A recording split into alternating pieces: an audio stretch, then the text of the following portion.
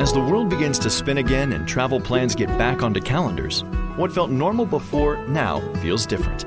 Which is why when you fly, there's only one choice that offers the safest, easiest way to park: Newark Liberty International Airport. Now, when you pre-book, you'll experience parking that's simple, seamless, and contact-free. Upon entry and exit, your license plate will be scanned and the gate will automatically raise. Plus, you'll always save money when you pre-book online. So book now at newarkairport.com/parking. As the world begins to spin again and travel plans get back onto calendars, what felt normal before now feels different. Which is why when you fly, there's only one choice that offers the safest, easiest way to park: Newark Liberty International Airport. Now, when you pre-book, you'll experience parking that's simple, seamless, and contact-free. Upon entry and exit, your license plate will be scanned and the gate will automatically raise. Plus, you'll always save money when you pre-book online. So book now at newarkairport.com/parking.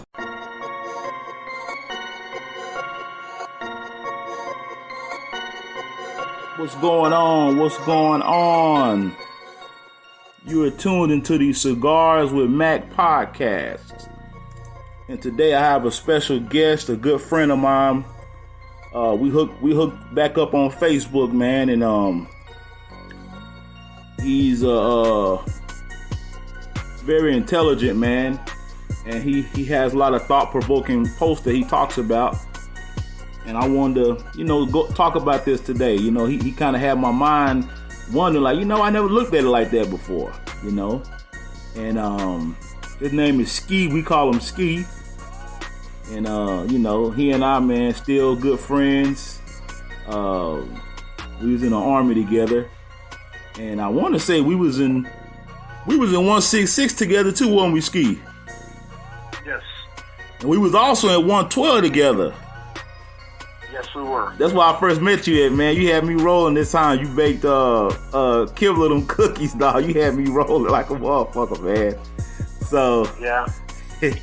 So man, I'm trying to find that link you had. I'm recording on. Matter of fact, I got it on this phone right here. So I let everybody know what we talking about. And I want you to kind of go in detail, man. Like I said, it was very thought-provoking, I tell you that much. And I love for you to, get your take on it, man. And the title of this podcast will be White Shaming is Literally Racism. So if you could, my friend, break down what you mean. Break that down to me in your own words, man. So, I guess what it comes down to for me is, we have two sides. We have the Black Lives Matters movement, and then we have the other side of the spectrum. Okay, yeah. And most of us people are in the middle of it all. Yeah. So I'm in the middle, and I'm looking at both sides of what's going on. And we have one side saying that we have to be anti-racist and we have to speak out loud about it, and they want us to do all these other things. I'm a man of action. Yeah. You will see me display more than what I will ever say. Yeah. I will try to show you through how so for people to want you to go to one extreme or the other, there's no happy medium in that. Okay. We have to realize that everybody has a part in this. Mm-hmm. And if we continue going the way we're going, we're just going to repeat the cycle, except next time around, it's going to be everybody else going against the white race, because, we're now into white shaming, and we have people stopping people in the streets and apologizing for being white or having privilege or being born into it. And these are all things that we can't help. Yeah. I can't help that I was born middle class. I can't help that, my child's born the same way. There's nothing any of us can do about it. True. All my personal opinion is what we need to do from here is we need to go back and look at what started this. Yeah. Okay, which I believe was the killing of the Minnesota man, Mr. Floyd. Mm-hmm. That's kind of what sparked all this off. I think we need to go back to that and realize what all this started and why we need this movement to go forward. Okay, Yes, I like the Black Lives Matter movement, but like the donations that people would give to Black Lives Matter, mm-hmm. that is ran by Act Blue, I think. Mm-hmm. If you go into donations, you can look, and then it'll come up, and then you can look on there to see where the donations are going. Well, the donations are all going to Democratic officials or people who are running for office. Yeah. It's not doing anything for the movement. The movement itself. It's just right. Yeah. They're not helping anybody except themselves and the politicians with that movement. I really feel like the message has been heard all around, and everybody understands. We have to move forward. Yeah. Otherwise, we're just going to be stuck right here. Yeah. I'm going to tell you, on the internet, I've been seeing, and you probably agree with this, I've been seeing a lot of quote unquote white guilt.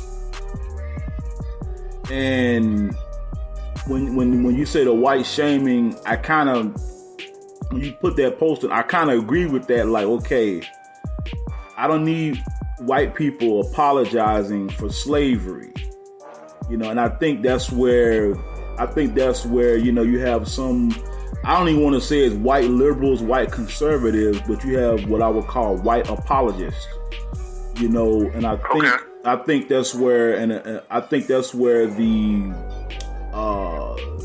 quote unquote problem is coming from, and the fact of the matter is, black people in America are really wanting justice and fairness, and right, and everybody deserves that across the board. Yeah. So I think that and that's why when you posted that, I kind of understood. I understood where you're coming from, because I know me as a black man. I've definitely experienced racism. I mean, hell, I'm from the South, man. And I could tell you some stories, man, that will fuck your head up. But at the same token, like you said, you can't help how you were born. You can't help that. So when I saw you post that, I felt where you was coming from, And, like I said, I get your point of view, man. I'm the kind of person, lately I've been doing topics hitting on a lot of race as far as my people are concerned. But at the same token, like I tell people all the time, reality is hitting us in the face right now. And I think the George Floyd incident was the straw that brought the camel's back, And so I'm wondering what's going to happen next, if that makes sense to you. Yeah.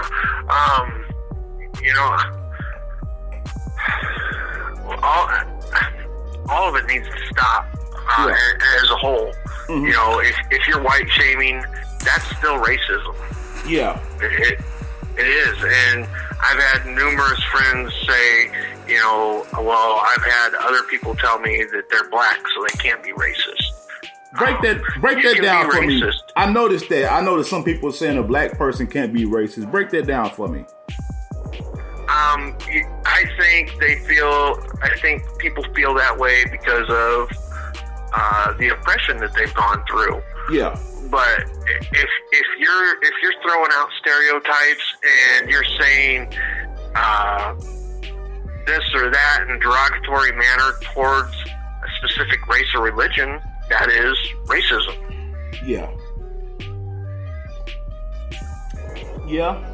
The way I always looked at race is a power structure. You know, one race, you know, quote unquote, being more powerful than this race. One particular term that I despise, and you probably despise it. I don't know if you despise. I'm pretty sure you do. It's called white supremacy. I hate that term. Yeah. I hate it with such a passion because my mind, nobody's supreme over me. That's right. And when you say that term, you know, and you'll notice if you can go through my Facebook, that's a term I just don't use because you're saying, well, this white person is supreme over me. I mean, I even worked with a guy at one company I was contracting, and one of the employee, he was actually employee there. Well, his fellow employee got fired because he was a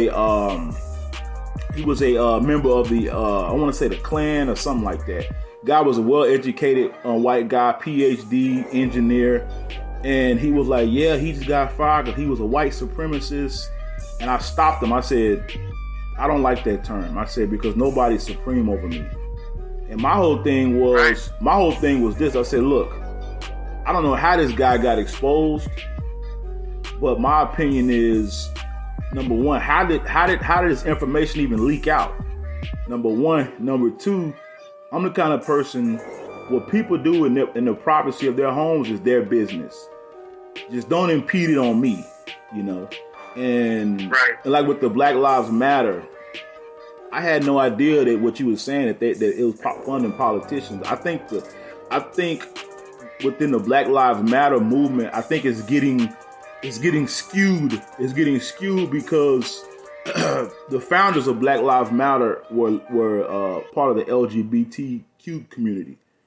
And then you have the people on the other side who are like, hey, Black Lives Matter too. We're not saying nobody else's life doesn't matter. But right now, black people are getting killed like damn dogs.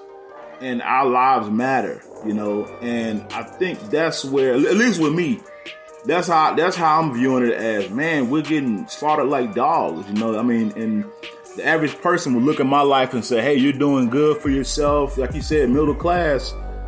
Why are you worried about other black people? And my response is,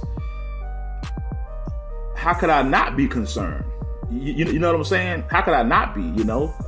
And at the same token, I have white friends, and I don't want nobody coming up to me saying, yeah, I'm sorry about black people, this, that, and the third.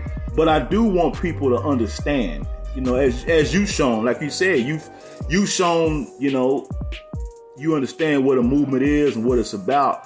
But like you said, you dug a little bit deeper and found out that this isn't even really funding anything. It's really putting money in these politicians' pocket, man. Yeah, unfortunately, that's where all that's going. I think as a whole, we need to stop letting race divide us and come together and just be good patriots within our country and take care of our country and our needs here.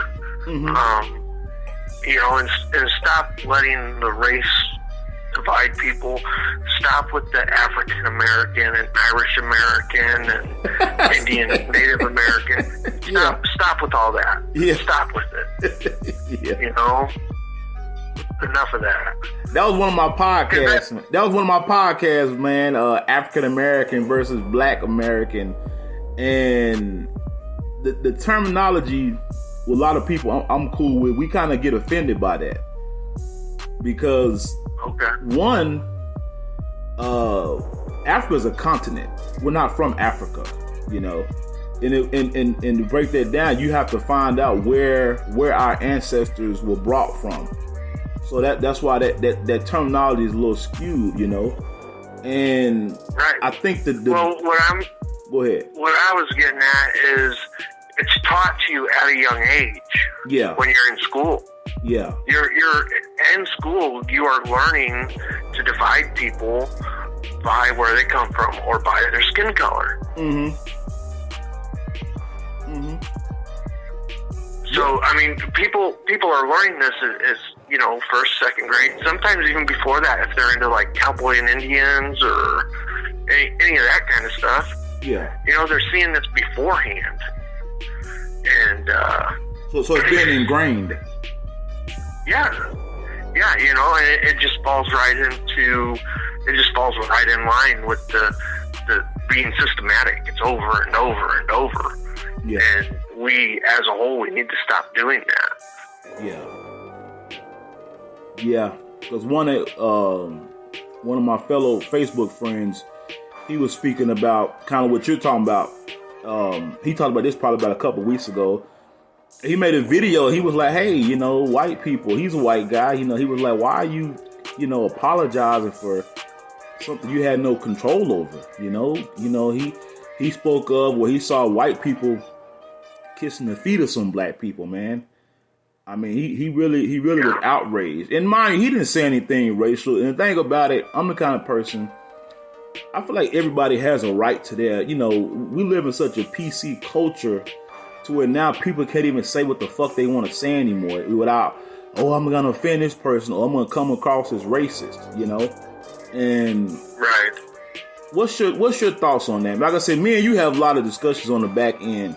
And one thing about me, man, I'm very how should I put it? I'm well diverse. That makes sense to you, and I'm not offended. Yeah. I don't get offended very easily, And like I said, when that post today, I felt where you were coming from because I don't think you have a racist bone in your body at all.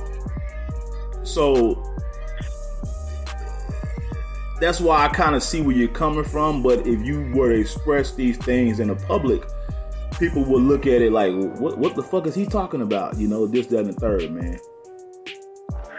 Well, so going to the generation we live in and how everybody's offended all the time. Mm-hmm. Social media has given everybody that privilege. Mm-hmm. Social media has also given everybody the privilege of their voice being heard. Mm-hmm. However, when somebody comes onto your page and they're like, I don't like this post because of this, or this, and then you rebuttal with, I like it because it supports my beliefs and how I feel towards what's going on. Mm-hmm. They don't like that response. So then, they're either thin-skinned, so they report it, or they make a big deal out of it and they want to argue with you on the internet, or they want to call you a racist, or whatever it is that they want to do just to blow the situation up more. Mm-hmm. Mm-hmm. Yeah. And I think that boils down to having thin skin, not being able to take constructive criticism or carry out an intelligent conversation, or maybe even opposed to a little bit of a debate. Yeah. They have their facts, I have my facts, we throw them out at each other in a respectful manner. But people don't understand that anymore. When I was a kid growing up, I can remember that they used to always say, you never talk about religion and politics. Yeah, true. I remember that. And I think when they stopped doing that is when things started to fall apart more. You know what? I think... I'm sorry, go ahead. I didn't mean to cut you off. Oh, no, go ahead. No, I think something I constantly preach a lot is that we have to have these tough conversations. You gotta have them, because if we don't have them, you're gonna have people not knowing how the other side, their point of view, if that makes sense to you. Yeah, 100%. I understand that. Because, like I said, man, I can remember years ago, man, there was a time when I didn't feel very American as a black man. I felt like, there was a time, I'm going to tell you this here. There was a time when I got out the military, I didn't even tell people I was in the military. And one day, I woke up and was like, hold the fuck on. I fucking fought for this country. You know, I'm just as American as anybody else. If not more. If not more. My ancestors fought in every damn war. You know, and like I said, I didn't, I had to come to that realization, man, you know, and I think that's what is going on. And again, I can only speak on my community in Black America, you know, is that like you said before, the terminology African American, this stuff starts from, like you said, from kindergarten on up, you know. And it's a psychological thing, if that makes sense to you. Yeah. You know, and I think that's what it boils down to, man, because at the end of the day, I just feel like if more people knew the history and the fabric that brought our country together, the division wouldn't stop overnight, but it would diminish to a degree, and it would take time, you know. What do you think about that? Yeah, 100%. It's not going to go away overnight. Yeah. But I agree with you. It would definitely reduce a lot of what's going on. Because I noticed that from my military experience, I'm gonna talk on that, you know, just because that's something that's a bond that brought us together, is that I can remember being in basic training, and a lot of the white soldiers were like, yeah, I'm third generation Army, yada yada, and a lot of brothers was like, you know, I'm the first one in my family to join the military, you know. And I noticed there was a difference, man. That makes sense to you. It was a difference. Yeah. And then I understand that. I could also remember being in the military, and I met people that their first time seeing a black person was in the military. And that shocked the shit out of me. I'm like, what? You know? When I went to the Army during basic training, I had never heard of a dry county before. And saving water while showering, like turning the water off while I showered, that was the furthest thought from my mind. Yeah. I was 19 years old. I grew up in small town Indiana. You know, I knew more Amish people than I know black people at that point in my life. Yeah. So I didn't know that. Yeah, man. Like I say, I really want to talk about this, man, because and when you say, break that down a little bit more, when you was talking about not necessarily you, but when you made a post, and I know a lot of people had some feedback, and it wasn't derogatory, but you know, a lot of people felt where you were coming from, man.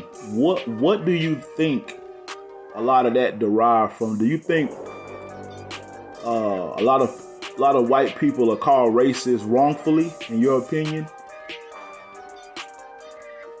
Oh, you know what? That's a really good question. And be honest, man. You can be yourself, bro. You don't have to. This is not a PC show by any means. I want, like I said, you post some stuff, I'll be like, well, damn, I never thought about it like that. Yeah, no, I don't feel like that happens up here where I'm at. Yeah. I don't feel like that's a problem. Yeah. The only larger places I've ever been to were military installations, and race, religion, sexual preference is all a joke while you're in the Army. That's what every joke is. Yeah. So going through that and then coming home to, itty bitty town Indiana, I don't see it. Yeah. We treat everybody the same across the board. They put their clothes on the same way we do, and their money spends just the same as ours does. Yeah, man. I understand that, man. Like I said, I just think the conversation has to be had. It has to be. It has to be had because if not, it's only going to get worse. And in my opinion, the quote unquote racial divide has always been in this country. Hadn't went anywhere, you know. Why do you think that is, man? Why do you think, you know, like you said, you can remember growing up, race and politics, they said politics and religion, you didn't talk about it. But, you know, as far as like me, I used to go to cigar shops a lot, man. That's what we talked about. You know, we talked about those ugly subjects, that pink elephant in the room, man. You know, do you think we need to get back to that? Yeah, we certainly do. We need to get back down to brass tacks and explaining to people that just because we have a different opinion about this or that matter, it's okay. We're not going to throw somebody away just because our opinions differ a little bit. Mm-hmm. We need that because it's going to provoke thought from the other side. Mm-hmm. Mm-hmm. Now, as far as politically wise, do you think the politicians are pulling the strings behind the scene? I do. I think with everything going on and then the COVID, then you look at the states that are still locked down and the states that are starting to open back up. I do think the politicians are trying to pull the strings a little bit by controlling their economy within the state. Mm-hmm. Mm-hmm. Because at one time, people were thinking that it's going to come to martial law. But right now, you have cops resigning, man. I know it's terrible. There's a lot of pressure on our police officers right now. They're really caught in a hard spot because they want to protect and serve our communities, but everybody knows that accidents can happen on a job. Mm-hmm. Now, what happened to George Floyd was by no means an accident. Yes. That man should have been handcuffed and then placed in a squad car where he was safe. Mm-hmm.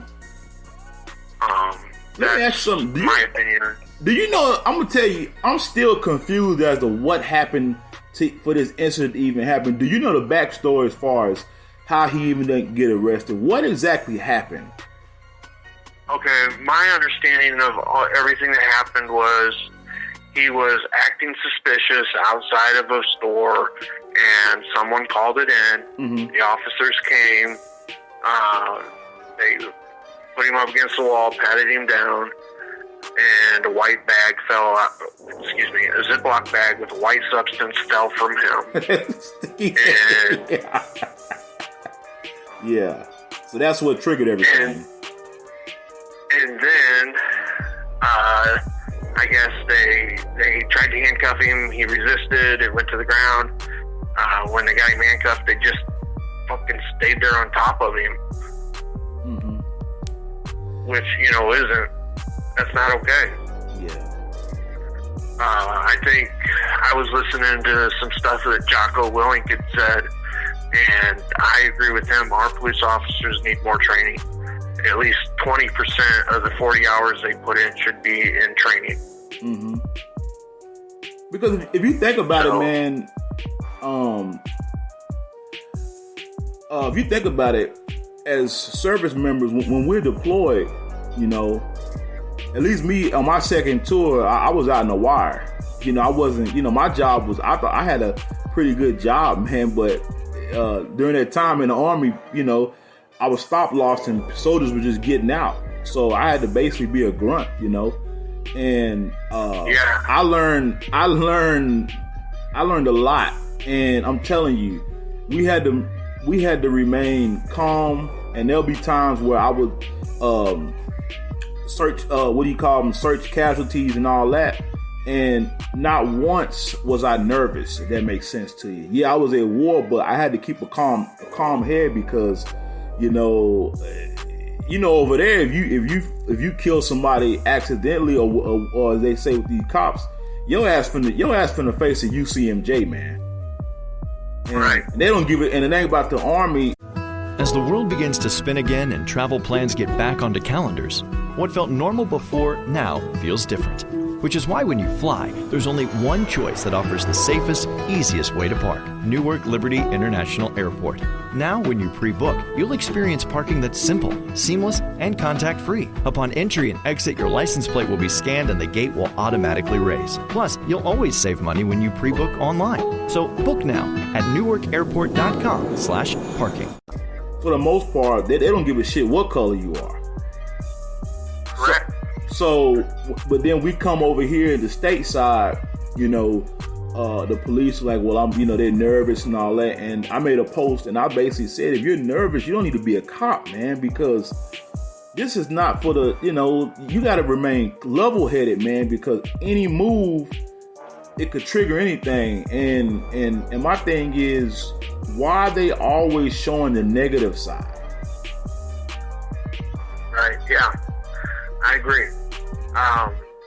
It doesn't make sense. I think, that's kind of part of the reason where we are in the position we are in right now. Mm-hmm.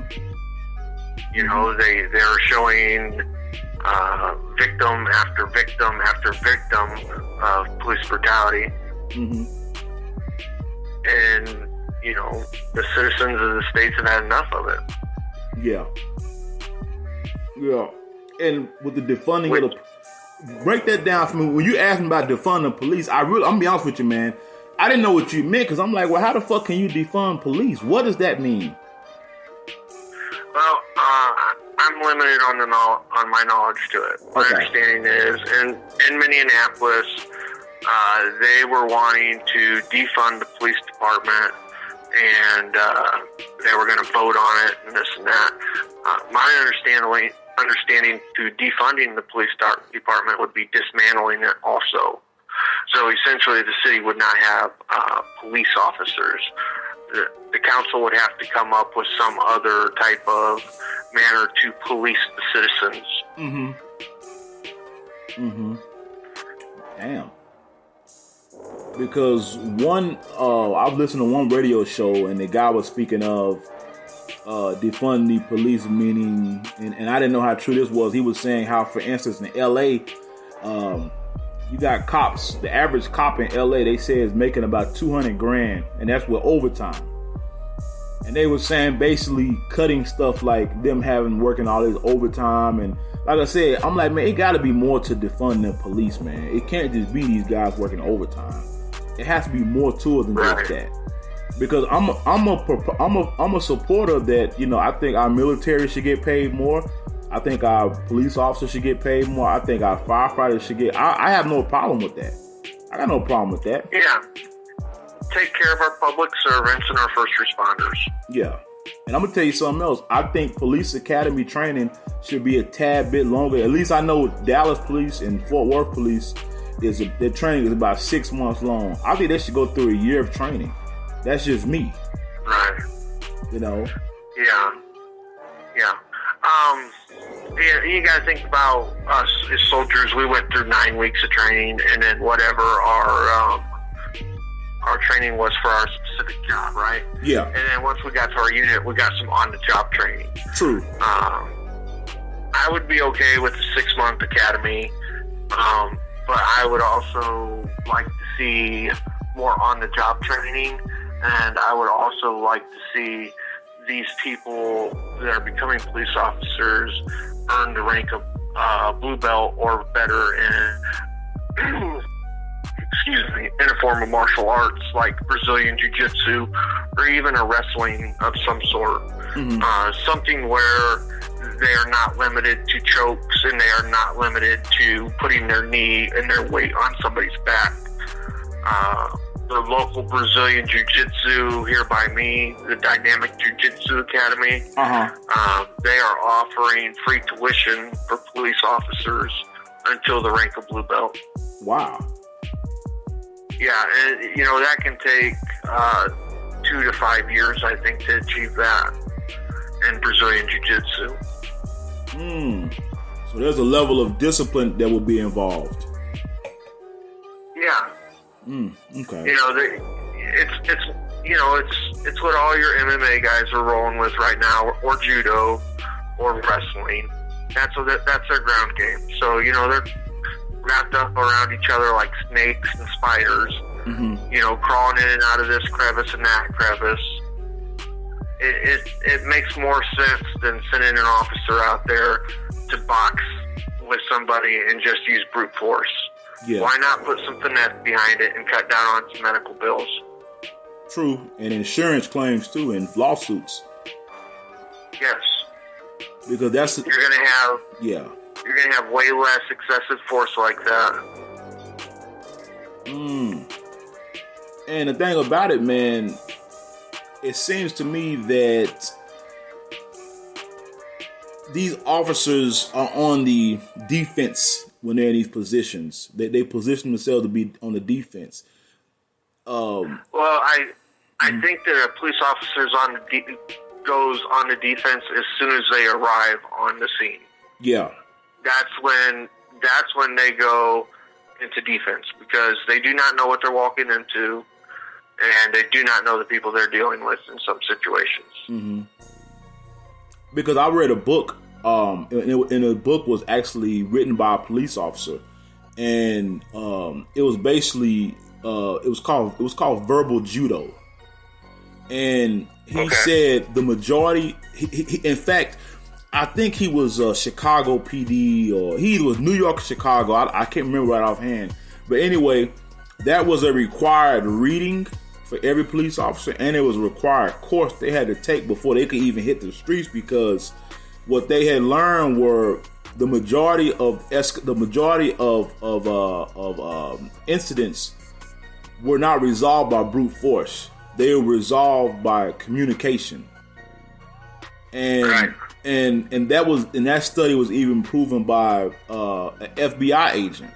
With the I don't know if you saw the Netflix on the Waco. I did. Yeah. And that was required reading, because believe it or not, a lot of these situations, because this officer, he understood and he just broke it down, the dynamic of working in the black ghetto back then. And he understood that if he was relatable with the people and he could talk, he could resolve more things than basically beating the shit out of people and killing them and putting them in jail. To sum it up. And that at one time was required reading. I don't know if it's still that today. I don't know, because I can remember being a kid. The resource officer we had, he was a friend to everybody. It wasn't I don't know how things are now. I'm not in school anymore. But he was looked at as a good guy, if that makes sense to you. Yeah. Yeah, I think we definitely need to start holding our police officers to higher standards. Yeah. The verbal judo makes a lot of sense. You got to know how to talk to the people you're working with. That's right. You got to understand where they're coming from. You got to take the time to learn that stuff. Yeah. You also need to carry yourself well, so you need to have some sort of self-defense on board. There needs to be heavier screening for police officers also. Like you said, nervous people shouldn't be police officers, so let's give these people some more stress in their training and weed some of these people out. Yeah. A police officer isn't something that should be a popularity contest. It shouldn't be, the board knows this guy, so we're going to get him in. It shouldn't work like that. It should be the correct person for the job. That's right. That's right. Because I'm going to tell you, when I got out, I was working out and getting back in shape to be a police officer. And one day I was just driving down the highway, man, and I had a mental breakdown. And I said, I don't need to be a cop. I don't need to be a cop, because I'm going to fuck somebody up out here. And I acknowledged that. And I sought out professional help for that, because I'm fresh from combat, fresh from literally being out, in the sector all the time, man. Like I said before, my primary MOS was a supply guy, man. I wasn't used to carrying a damn M4 around, and I wasn't used to that, man. You know me. Right. I was used to looking good, smelling good. You know, I didn't, man, when I got put on that team, dude, I had to kind of get retrained, dude. You know, and you know, hell, my supervisor I had, he was a Marine recon, and then he switched over to the Army, you know, and man, he taught me how to, you know, break down a 240 with, you know, with NVGs on, dude. And I had to do it. I had to do it, man. Sometimes I wanted to chill out, you know. And I mean, he taught me to be, you know, a trained killer, man. I'm not just making that shit up, you know. So I served with some SF guys, man, and these guys had cool heads, dude. I mean, it blew my mind that these guys did not flinch at all, you know. And when I got out, I was like, man, I don't need to be a cop, man. And I got martial arts and all that, man. I was like, nah, man, this isn't for me. And I wondered to myself, how many police officers have that reality check with themselves? I often wondered that, man, because like you said, they got to put these guys under some pressure, man. They got to put them under some pressure while they're in training, so you can weed these guys out, man. Because I think a lot of time with the police officer thing, I think a lot of these guys, that's kind of like their last resort for a job after college. Like, okay, I can't get on here, so I'll just be a cop, you know. And we don't need people like that. We need people that actually want to serve the community, do what's right, abide, you know, be law-abiding police officers. Right. Yeah, they want to be servants. They need to have a servant's heart. Yeah. A lot of these people are in it for the wrong reason. Yeah. They're in it because of the authoritative position or the power that comes with it. It's not right. No. The police officers, there's a lot of the good old boy system in there. True. And I know you're telling the truth because I was a union card carrying union member for 6 years, and there was a lot of good old boy stuff going on, man. I can only imagine how the police union is. I could only imagine, man. Yeah. You know, and like I said before, man, and believe it or not, this all ties back into what, you know, our original point was, because I think many people, you know, like I said before, people say statistically that more whites get killed, but I have never seen these videos. I just haven't. All I keep seeing is black people, and I keep seeing black people get slaughtered like fucking dogs, man. And I'm like, well, goddamn, you know, I don't want to see anybody get killed, but where are these damn videos? Where are these articles? Where are these information on them saying that more whites are getting killed by cops? I don't see it. I mean, I guess if you want to base the numbers that there are more whites, but even still, it's like, how come black people, why are they just showing us? Right.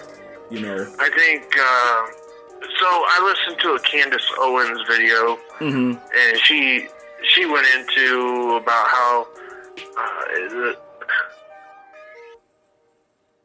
where was she? She went into how she feels like only the black culture ever says, hey, look at me over here, and look what just happened, is what she said. And some of that made a little bit of sense, but not all of it. There was a gentleman in Texas. He was off his meds, but similar incident to George Floyd. He was basically suffocated by officers who had him face down, cuffed, and they were holding him there. I don't remember his name. I'm sure you could YouTube it. But, you know, the cops were joking and hee-hawing around, and then somebody writes down and checked his pulse, and they were like, oh, gosh. I know what you're talking about. It was a video. Yeah. Let me ask you something. What's your thoughts on Candace Owens? I've only seen one video from her, and I've read a couple of her posts. I think she's a very articulate young lady. I think she was raised above middle class. Yeah. I don't know for certain, but I think, and I like her message. I like that she said what she's saying. Okay. Many people have want to know my opinion about her, and I feel like Candace Owens, and this is I don't know if you even listen to my podcast, but I talked about the black conservative, and something I had a big deal with years ago with the conservative movement was that one of the issues I ran into, and believe it or not, the majority of my issue was with other black conservatives, was that the issue of race. And they always would say, why you got to bring up race? You know, why you got to do? And my thing was, it's inevitable. And right. I feel like the reason why a lot of black Americans shy away from the conservative party or Republican party is because they feel like they can't be themselves. And one of the things that put a bad taste in my mouth with Candace Owens was when she put out George Floyd's arrest record, you know. And I knew it was coming. I knew it was coming. I didn't know she was gonna be the one to do it, but I knew it was coming. And I felt like that was disrespectful because that wasn't the time for that. It just wasn't. It had no way in. No, it had no positive or negative effect on, and it still didn't. It didn't excuse the fact of how he was murdered. And I like the way you said he was murdered, because he was. You know, and you know, it just. And I think that's the reason why Candace Owens is shunned in Black America, in the particular majority of Black America, you know, and I think what's going to have to happen is people like her, and I don't know if she's ever faced something racist. I think she did have a racial incident in high school, I believe. Like I said, I've discussed it over with a friend of mine. And she had issues, but now all of a sudden, it's like she's negating all this negating the things that happened to her. Like I said before, my thing is, okay, Candace, like you said, I believe she came from a very wealthy background. She's very articulate. She's very well spoken. She's not a bimbo at all, you know. But I think that every time something happens in Black America, why she feels the need to speak up about it on the net. Like she said, George Floyd was a martyr. And I'm like, when that happened? Nobody made him a martyr. Right. Martin Luther King was a martyr. George Floyd wasn't. And this, like I said before, George Floyd was just a straw that broke the camel's back. And I think everybody in America can agree to that. And I think with Candace Owens, she's out of touch. She just is. She's out of touch, man. You know, because I discovered, man, when it's all said and done, you got to be connected to what's going on in the world around you. You can't be so caught up in your groups and your exclusive groups to the point where you're like, well, as a black person, I don't deal with that. I don't deal with it. So if I don't deal with it, and I'm going to tell you, I've never had a bad incident with the police. Never. Yeah. But does that mean I shouldn't speak out about bad cops? No. Because at the end of the day, it affects me. It affects me as a black man. And I think that was my disagreement with black conservatives. I'll say it that way. Because the conversation you and I having, I could talk about this with white conservatives all day long and it was no big deal. But for some reason, when I discussed with black conservatives, it was like they're looking at me like I'm speaking a foreign language.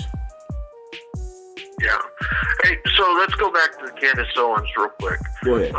You said that you felt like it was disrespectful that she mentioned his arrest record. Yeah.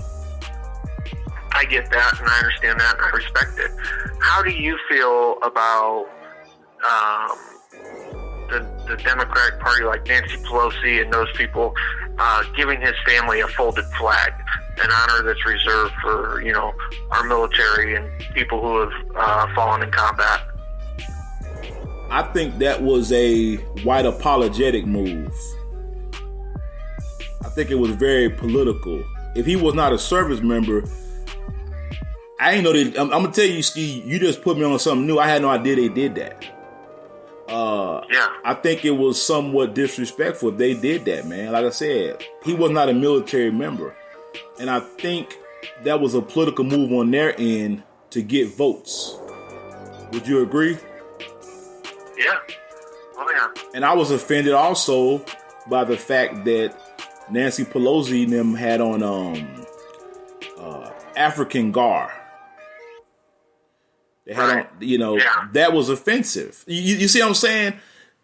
You have what, and Pelosi isn't even a typical white American name. I think she's Italian or something. No. But that was everybody that done that African crab, as you called it. Everybody that did that went out of their way, out of their normal everyday attire to put that on. Yeah. How is that not disrespectful? It was very good. If they were to wear something like that daily, even weekly or monthly, I'd give it to them. But just to show up and make it seem like that, I don't think that's okay. It was very disrespectful. You got a point there. It was very disrespectful. And like I said before, if George Floyd was not a military member, you know, I didn't know they presented his family with a flag. Do you think they did that because of as an American thing or what? Because I didn't know they did that. I don't know. I personally think it's for votes, but I hope in my heart it's the most sincere apology anybody can ever offer. And believe it or not, the majority of Black America was offended by Nancy Pelosi. They were offended by her. Yeah. And I'm going to tell you something else. Something else that a lot of Black Americans were offended by was when Joe Biden said, if you don't vote for me, you're not really Black. Yeah, Joe Biden's a walking train wreck for the Democratic Party. As Americans, we need to go out and vote our values. We don't need to go out and vote for a Democratic or a Republican or a conservative. We need to go out there and vote our values. Whichever candidate holds the most of our values, true and dear to their heart, is the person we should be voting for. Before any of the presidents or the United States of America, we were founded on Christianity and religion. And I think that voting our morals and our beliefs is what will carry us forward. When it comes right down to it. Yeah, I totally agree, man. Like I said, I'm glad you did this interview, man. Like I said, I'm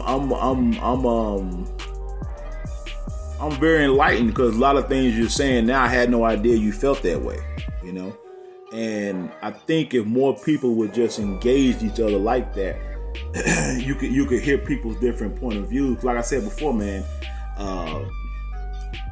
I think when we say the word white shaming, you know, I think people may take that out of context, but I knew what you meant.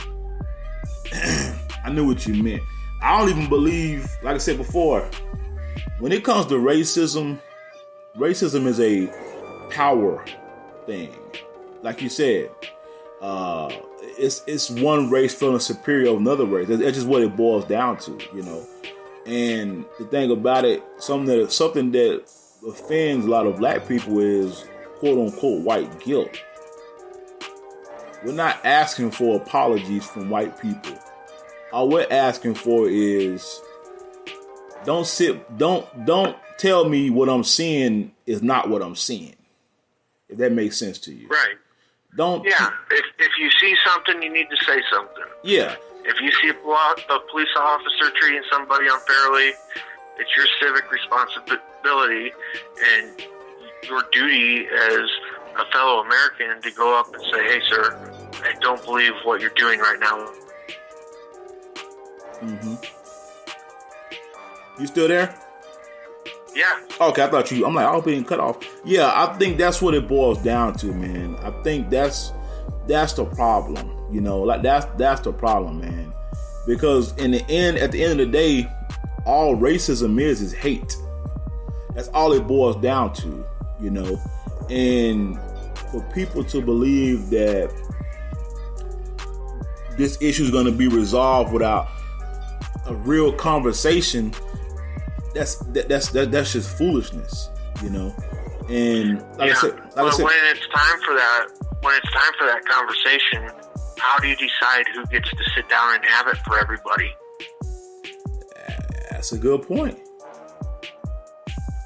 Because even if you take one person or a handful of people from every side that this is coming from and put them in a room, you still have the majority of the opinions, or are you just getting a handful of opinions? True. So who do you say, okay, you're in charge of talking about this, and who do they talk to? Because I'm gonna be honest with you, when it comes down to it, I've gotten burned out with voting, man. I'm burned out with voting. I'm burned out, you know, with policy changes. I'm burned out with police officers wearing cams because it seems like none of this stuff is working. Right. What is it? Yeah. And I'm not asking you personally. This is just a rhetorical question. What is it going to take? You know, that's the question we got to ask ourselves. You know, it's like, for instance, in Black America, we're always told we have black leaders. But in white America, there's no white leader. And see, that offends me. It's like, okay, well, why do we have to be led? We can lead ourselves. You know, and it just seems like, I think it goes beyond politics, you know, Democrat, Republican, you know, because that's usually the way we base things, you know. We'll say the liberals, the conservatives, you know. Hell, I even had one gentleman on here, and he didn't even know what a rhino was. So I was like, you know, how the hell you're a Republican and don't know what a rhino is, bro? You know, so it's just one of those things, you know, it's like, where do we go, man? You know, and that's just something I'm asking the listeners and something I just want to put on your mind, man. Like I said, man, I'm glad you had this interview with me, bro. I really am, man. I want to know, man, do you have any closing words, my friend? I guess my closing thoughts would be just be the best American you can. Try to love your neighbor the best you can. And hopefully the other people around you will catch on. Most definitely. Ski, thank you, man. Yeah, thank you for having me. Oh, no problem, bro. We got to do this again, my man. All right, just let me know. Okay, Doc.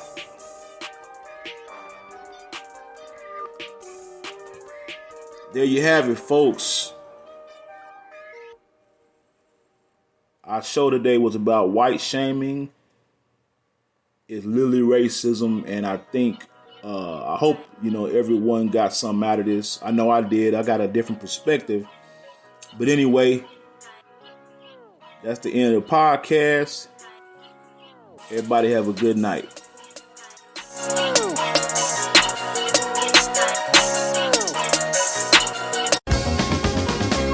You're making grilled cheese tonight. The store with the really, really good cheese closes at 7. If it's 12.1 miles away and work ends at 5:45, but rush hour picks up around 6:15, when's the latest you can leave for cheese? Don't know? Not to worry. Waze knows. Take a look at the traffic forecast and plan your drive ahead of time. Waze. Download and drive today.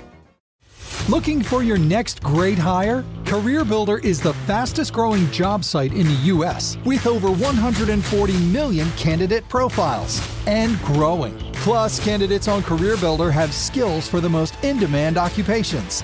Let us help you rebuild and rehire a strong, more diverse workforce fast. CareerBuilder, we're building for you. Visit hiring.careerbuilder.com/recruit.